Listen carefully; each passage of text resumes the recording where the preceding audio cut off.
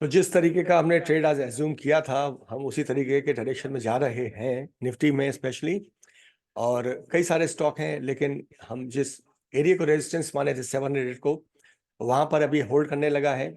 आइए तुरंत derivative data को नजर डाल के हमारे जो इसमें ट्रेड एक हमने फ्रेश ट्रेड लिया हुआ है, उससे हम देखते हैं कि एग्जिट करने का टाइम आया है नहीं आया है। और इस समय देखते हैं हम लोग कि 21,600 पर जो सीरीज है हमारी, उस सीरीज में क्या हो रहा है। तो यहाँ पर एक फ्रेश, फिलहाल तो चूंकि स्प्रेड्स हैं तो एक काफी तगड़ा वाई बिल्ड है। इसके नीचे से तो इरोड चीजें हो रही हैं, और नेक्स्ट सीरीज में देखते हैं कि क्या हो रहा है।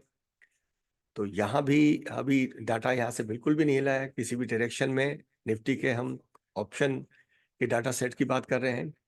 तो लगता है कि एक बार हमें अपने ट्रेड को फिर से विजिट करना होगा। और जिस तरीके से डोजी इसमें है और ये डायरेक्शन रिवर्स कर रहा है, तो हम देखते हैं हमारा ट्रेड कहाँ सेटल है।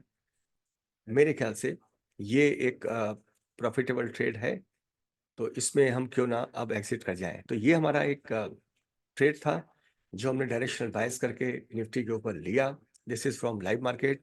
डिस्क्लेमर ये है कि ये आपका ट्रेनिंग जो है सिमुलेशंस के पार्ट पे आपको डेवलप करने के लिए किया जाता है।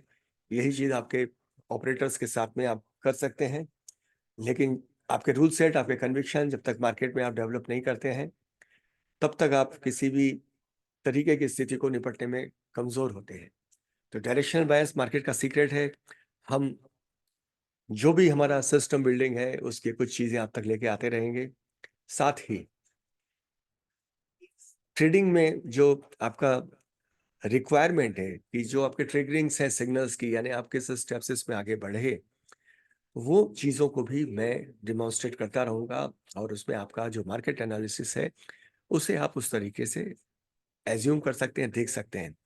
मार्केट का सीक्रेट है, जब तक आप रिस्क असेस नहीं करते हैं तब तक आप मार्केट में ट्रेड नहीं कर सकते हैं। इसलिए हमेशा आपको ये ध्यान रखना होगा कि आपका रिस्क एपेटाइट क्या है और आप कितना अलोकेट कर रहे हैं रिस्क उस ट्रेड में, कि किसी भी पेन्स के बिना कोई गेन नहीं हो सकती है।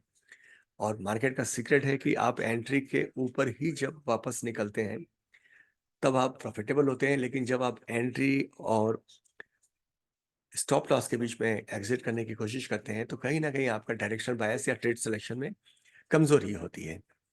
आइए एक नज़र डाल लेते हैं, फिर हम ट्रेड सेटअप पे अपने दिन में इस काम को लगेंगे। तो एडवांसेस जो हैं फिलहाल धीरे धीरे कम होते हुए निफ्टी रीच कर रहा है 700 के एरिया को। तो हमें अब ध्यान रखना होगा।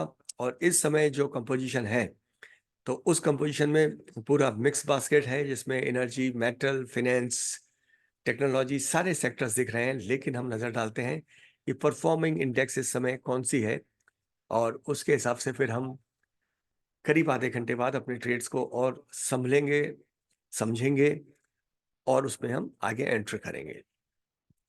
तो स्मॉल कैप, मिड कैप बड़े स्ट्रॉन्ग है, निफ्टी भी प्लस पे है। विक्स थोड़ा सा कूल ऑफ होता हुआ प्रीमियम पे इसका असर मिलेगा। और यहाँ आईटी आज मूव किया है। एक एजम्पशंस भी था कि ये बॉटम आउट है तो कुछ ना कुछ मूव आएगा, लेकिन शॉर्ट कवरिंग ट्रेड भी आपके लिए कई बार दिक्कत के होते हैं, क्योंकि रेजिस्टेंस हमेशा आपकी आंख के सामने होता है। जब आप ट्रेंडिंग में होते हैं तो आप रेजिस्टेंस को क्रॉस करके एक मोमेंटम में रहते हैं। तो यहाँ हम शॉर्ट कवरिंग ट्रेड को बहुत एज्यूम नहीं कर रहे हैं, और देखते हैं कोई स्पेशल और बास्केट में कोई चीज़ चली हो। तो जैसा हम जानते हैं कि इस समय कंपोजिशन जो है वो सीपीएसई से भी है, और मिड कैप के भी कुछ स्टॉक बड़ा अच्छा मूव कर रहे हैं। तो ये आज का हमारा मॉर्निंग में जो एजम्पशन था, देखिए अभी भी इस एरिया को क्रॉस कर रहा है ये। लेकिन मेरा सिस्टम जो है, उस सिस्टम के कारण मैं इस ट्रेड से एग्जिट किया हूँ। वो एजम्पशन मेरे को डाटा सेट में भी दिख रहा है, क्लाइंट्स में भी दिख रहा है। और मैं नहीं चाहता हूँ कि मैं 700 के आसपास अभी अपने ट्रेड को वेट करूं, क्योंकि रिजेक्शन आता है तो फिर वो तेज भी आ सकता है। लेकिन जब मैं अपने ट्रेड के हिसाब से रिस्क रिवार्ड को मैच कर लिया हूं, तो मुझे यहाँ से बाहर निकलना चाहिए। तो ये था आज का लाइव मार्केट एनालिसिस। और हमारा जो ऑप्टेड या हमारा जो डिसाइडेड ट्रेड था वो निफ्टी के डायरेक्शन पे ही था। तो ये आज का हमारा लाइव मार्केट एनालिसिस और live market trade simulation. Happy trading friends.